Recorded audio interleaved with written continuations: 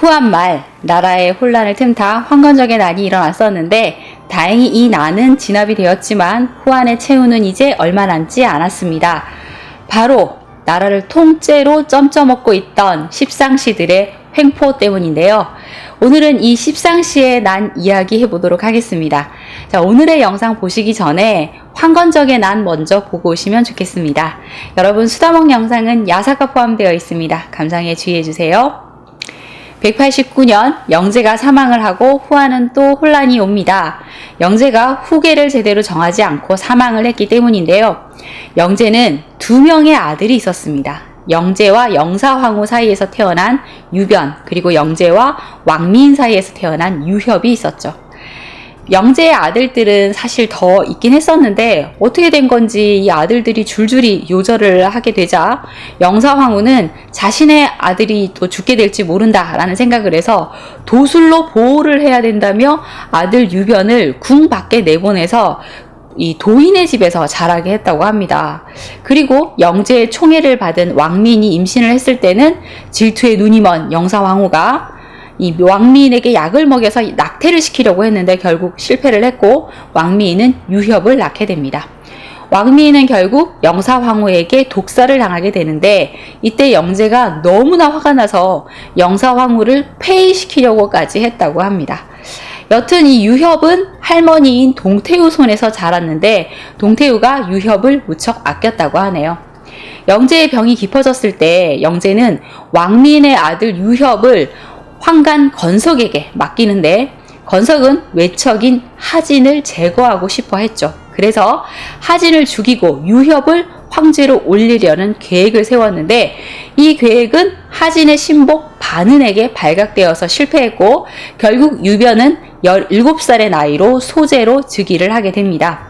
소제는 황궁 밖에서 생활을 했던 인물이어서 사실 궁중 예법을 익히지 못했고 굉장히 부족함이 많은 인물이었는데 사실 그러다 보니 이리저리 휘둘리다가 안타까운 죽음을 맞게 되는 안쓰러운 인물이죠. 이제 소제의 엄마인 영사황후는 하태우가 되고 오빠 하진이 정권을 잡게 됩니다. 이때 동태우는 이것들이 다 해먹으려고 하네 하며 조카 동중과 함께 이 하태우와 하진에게 대립각을 세우게 되는데요. 동태우가 친히 국정을 주관을 해서 황자 유협은 진류왕으로 봉하고 또 조카 동중은 표기장군에 봉합니다. 그리고 황간 장량에게 자신을 도와서 국정을 처리할 것을 명령하죠. 하태우는 동태우가 대권에 도전하는 것에 또 화가 났기 때문에 동태우를 또 불러서 국가대사를 처리하지 마십시오 라는 권고를 했는데 그 자리에서 이 시어머니와 며느리인 동태우와 하태우는 한바탕 큰 말다툼을 벌였다고 합니다. 가만히 당하고 있을 리 없는 하진은 동태우가 동중과 함께 반란을 일으키려고 했다라는 모략을 합니다. 그리고 189년 5월에 군대를 일으켜서 표기장군부를 포위하게 되는데 대세가 이미 기울었구나 하는 것을 깨달은 동중은 결국 자결을 했고 동태우도 힘을 잃고 유배되었다가 사망하게 됩니다. 황건적의 난 이후 청류파들이 다시 힘을 모으고 있었는데 사실 이 청류파들이나 백성들이 다 하나같이 황간들을 증오하는 것은 당연한 일이었겠죠. 하진 자신도 이런 여론을 너무나 잘 알고 있었고 또 건석에게 죽을 뻔한 사건 이후로는 황간에 대한 불신이 강해지고 있었습니다. 그래서 십상시 이놈들 싹 쓸어버리겠다 라는 마음을 먹었는데 이런 하진의 결심을 눈치챈 청류 소장파의 필두였던 원소가 슬쩍 하진에게 접근합니다. 십상시 걔네들 그냥 두실 거 아니죠? 십상시 몰아낼 거면 내가 좀 도와줄 수 있는데 하면서 말이죠. 하진은 원소가 큰 도움이 되리라 라는 생각을 해서 결국 원소를 중살의 교위에 임명을 해 자신의 오른팔로 삼는데요. 청류파 중에서도 특히 막강한 영향력을 가지고 있던 원소가 하진과 손을 잡자 이 원소를 따르던 이 많은 인사들이 합세를 하면서 이들의 세력은 점점 더 강해지게 됩니다. 자, 이런 기미를 보이자 하진을 죽이려고 했던 황간 건석은 불안해지기 시작합니다. 건석은 이대로 있다가 내가 당하겠구나 싶은 생각에 금군을 중심으로 반란을 일으켜서 하진을 제거할 계획을 꾸밉니다. 하지만 이 계획을 십상시들에게 얘기를 하자 십상시들은 다른 의견을 내죠. 야, 하진 걔 우리가 키운 애잖아. 우리가 잘 구슬리면 우리한테 넘어올걸? 하며 하진을 구슬리자라는 쪽으로 결정을 해서 오히려 이런 건석의 행동을 하진에게 모조리 일러바칩니다. 참 의리가 없는 집단이죠. 건석은 결국 하진에게 붙잡혀 처형당하게 됩니다. 자, 이 과정에서 원소는 지금이 기회다. 나머지 그 십상시들 다 죽이고 환관들 모두 다 쓸어버리자 하면서 하진에게 계속 얘기를 하는데 하진은 고민을 좀 하다가 여동생 하태우와 의논을 합니다. 아, 동생아, 내가 그 건방진 십상시들 싹 다 죽이려고 하는데 네 생각은 어떠냐? 하면서요. 그런데 하태우는 반대를 합니다. 환관들이 엄청난 뇌물 공작을 했기 때문인데요. 십상시들은 하태우의 의붓 동생인 하묘와 하태우의 생모인 무양군에게도 엄청난 뇌물을 바쳐서 환심을 샀던 것입니다. 이들은 하태우에게 아니 우리가 뭘 받아서 그러는 게 아니라 그 사람들 되게 괜찮더라고요. 태우님과 황제 폐하를 잘 보필하고자 하는 그런 마음밖에 없더라니까요 하면서 십상시들을 두둔했고 하태우 역시 이 말에 넘어가서 십상시들을 믿게 된 것이죠. 하진이 외척으로 최고의 권력을 누리고 있다고 한들 그 권력은 어디서 오나요? 하태우의 손에서 오는 것이니까 하태우가 십상시들을 비호하고 있다면 이 하태우를 거스리고 이 십상시들을 칠 수는 없는 그런 상황이었던 거죠. 이때부터 하진은 우유부단해지기 시작합니다. 그래서 원소에게 야, 태우가 반대를 해서 십상시 바로 치긴 좀 어려울 것 같은데 좀 지켜봐야 될 것 같아 라는 얘기를 합니다. 그러자 원소가 또 열심히 머리를 써서 하진에게 다른 대안을 제시합니다. 지방의 군대를 소집을 해서 수도로 진군하게 해서 태우와 황간파 관료들을 협박하자는 것이었죠. 황건적의 난 등의 많은 밀란이 일어나자 가장 힘든 것은 호족들이었습니다. 관군들은 도대체 믿을 수가 없는 상황이어서 이들은 스스로 사병을 기를 수밖에 없었고 결국 그 사병을 이용해서 황건적에 맞서 싸웠었죠. 그리고 이들은 곧 신흥 군벌로 성장하게 됩니다.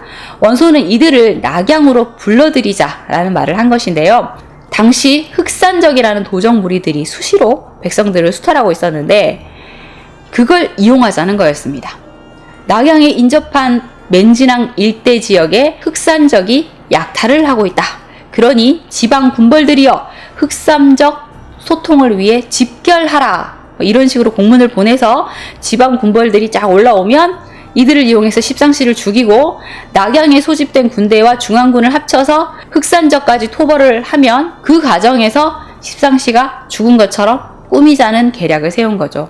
하진이 이 계략을 듣고 오케이 그래 한번 해보자 라고 동조를 해서 원소가 각 지방에 조서를 날립니다. 이때 이 조서를 받고 낙양으로 달려오던 지방 군벌에는 동탁도 있었고 정원도 있었죠. 정원은 원래 굉장히 한미한 집안 출신으로 좀 거칠고 학문도 좀 떨어져서 글을 겨우겨우 읽을 수 있는 정도였다고 하는데 무예가 워낙 뛰어나고 말 타고 활 쏘기를 너무 잘해서 남현의 관리가 된 인물입니다. 관리가 된 이후에는 뭐든 명령만 내리십시오 하면서 명이 딱 내려오면 즉각 출동해서 명을 받들고 도적이면 도적, 오랑캐면 오랑캐 다 추격해서 공을 세우죠. 자, 그렇게 해서 이름을 날리자 승진도 하게 돼서 병주자사의 자리에까지 올라 있었습니다. 하진은 정원을 낙양으로 불러들여서 황제의 경호실장쯤에 해당이 되는 직책인 집금호에 임명합니다. 집금호는 궁성을 수비하고 또 황제를 호위하는 수장인데 여의봉같이 생긴 금치를 한 봉을 들고 딱 지휘를 한다고 해서 위위라는 별칭으로 불렸다고 합니다. 원소는 맹진 일대에 일단 불을 지르고 흑산적이 나타나서 난을 일으켰다라는 소문을 냅니다. 이 맹진의 불길이 워낙 많이 타오르고 있어서 낙양에서도 보일 정도였다고 하는데 이것을 본 백관들이 모두 겁에 질려서 이건 환관들을 증오하는 무리들이 한 짓이니 환관을 죽여야 하는 게 아닙니까? 라는 목소리가 막 높아졌는데 하태우만은 계속 반대를 하고 나서죠. 사실 황제와 태우에게는 자신들의 수족이 되어주고 있는 환관들이 없으면 너무나 불편한 거죠. 어떻게 살겠냐라는 것입니다. 자, 이렇게 백관들이 동요하는 모습을 보이자 원소는 하진에게 지금이다. 이 백관들이 모두 다 우리 편이니까 지금 밀어붙여야 된다라고 계속 얘기를 했고, 또 하진은 하태우를 계속 설득을 해서 결국 하태우가 백기를 듭니다. 하태우는 고위 환관들을 모두 파직해서 고향으로 돌아가도록 하고, 하진과 친했던 환관들만 이 궁궐에 남아서 황제를 보필하라는 명을 내리죠. 환관들이 이렇게 뿔뿔이 흩어지게 된다면 이제 쓸어버릴 수 있는 기회가 오는 것인데요. 그런데 이때 환관들이 일제히 하진에게 엎드려 목숨만은 살려주십시오 하면서 울면서 막 싹싹 비니까 하진은 또 마음이 흔들립니다. 원소는 흔들리면 안 된다. 환관들의 죄상을 밝히고 법에 따라 모조리 처결해야 된다. 라면서 3번이나 간언을 했는데 하진은 우유부단의 끝을 보여주고 맙니다. 다들 고향으로 돌아갈 건데 뭐 죽일 것까지야 없지 않을까? 라면서 말이죠. 화가 난 원소는 하진의 명령을 사칭해서 모든 주에 공문을 보내서 환관들의 친족들을 모두 잡아들여 신문하라는 지시를 내리고 환관들을 쓸어버리려고 했는데 십상시들이 먼저 손을 씁니다. 십상시의 우두머리 격이었던 이 장양의 양아들이 하진의 여동생과 결혼을 했는데, 장양이 이 양며느리에게 한 번이라도 태우와 폐하를 뵙고 구덩이에 들어간다면 죽어도 여한이 없겠습니다 하고 고개를 조아리며 눈물을 뚝뚝 흘립니다. 자, 이 말은 곧 하태우에게 전해졌고, 너무나 감동한 하태우가 다시 십상시 전원을 모두 복직시켜 줍니다. 이 소식을 들은 하진이 이거 아닌데 하면서 하태우에게 십상시를 모조리 죽이고 삼서의 낭 중에서 사람을 뽑아서 환관들을 감시해야 된다라는 얘기를 다시 합니다. 하지만 환관들의 기는 이 황궁 곳곳에 있었으니 장양이 심어둔 환관이 이 말을 듣고 다시 십상시들에게 전합니다. 와, 이대로 있다가는 우리 진짜 꼼짝없이 당하겠다라고 생각한 단규와 필랍이 환관 수십 명에게 무기를 챙기게 합니다. 그리고 황실 측면에 있는 작은 문으로 들어가서 매복을 하죠. 그리고 태우께서 의논할 일이 있다는데요, 궁으로 좀 들르라고 하셨어요 하며 하진을 속여서 궁으로 불러들입니다. 자, 아무것도 모르고 황궁에 도착한 하진이 보이자 숨어있던 십상시와 환관 무리가 우르르 뛰어나옵니다. 그리고 장양을 위시한 십상시들은 천하가 어지러운 것은 우리의 잘못만은 아니요, 영제께서 하태우를 폐하려 하셨을 때 우리들이 울면서 말렸고 각기 집안에 있는 재물 1000만전을 내어 황제께 바치고 우리 당신 가문이랑 친하게 지내려고 그렇게 노력했는데 이제 우리를 몰살하려 하다니 너무 심하지 않소? 경히 말하기를 이 궁궐안이 더럽다고 했는데 그러면 이 궁 안에 충성스럽고 청렴한 자가 누구란 말이요? 라며 외칩니다. 그리고 칼을 들고 그 자리에서 하진을 살해하죠. 189년에 일어난 십상시의 난입니다. 자, 이 소식을 들은 원소, 야, 내가 그렇게 말을 했건만 내 말 안 듣더니 결국 당했어. 이 환관놈들 가만두지 않겠다 하며 군사를 이끌고 황궁 문을 부수고 난입하게 됩니다. 환관 무리들은 직접 무기를 들고 황궁을 지켰는데 해가 지자 원소의 무리는 남궁의 문에 불을 지르고 또 동궁과 서궁까지 불을 지르면서 장양 이놈 나와라 하고 막 소리를 지릅니다. 장양은 또 깜짝 놀라서 하태우에게 하진의 병사들이 반란을 일으켰다라는 거짓말을 하고 하태우와 소재 그리고 진류왕 유협을 데리고 북궁으로 피신을 하는데, 거기까지 진입한 원소는 이 북궁의 문을 닫고 환관이라는 환관은 모조리 끌어내서 죽여버립니다. 이때 몰살된 환관이 무려 2000명에 이른다고 하고, 너무 젊은 나이에 관직이 올라서 수염이 없는 관리들을 환관인 줄 알고 죽이기까지 했다고 합니다. 그래서 어떤 관리는 나 환관 아니요 보시오 하면서 바지를 벗어서 군사들에게 보여주고 겨우겨우 목숨을 구하기도 했다고 합니다. 이때 단규는 태우를 데리고 궁궐을 빠져나가려고 했는데 상서 노식이 궁중에 난이 일어났다는 소식을 듣고 입거를 하다가 분안문 아래에서 이들과 마주칩니다. 노식은 창을 들고 단규를 노려보면서 뇌 이놈 환관놈아, 그건 네가 지은 죄를 기억하느냐 하며 막 소리를 지르니까 깜짝 놀란 단규가 태우를 두고 또 도망가 버립니다.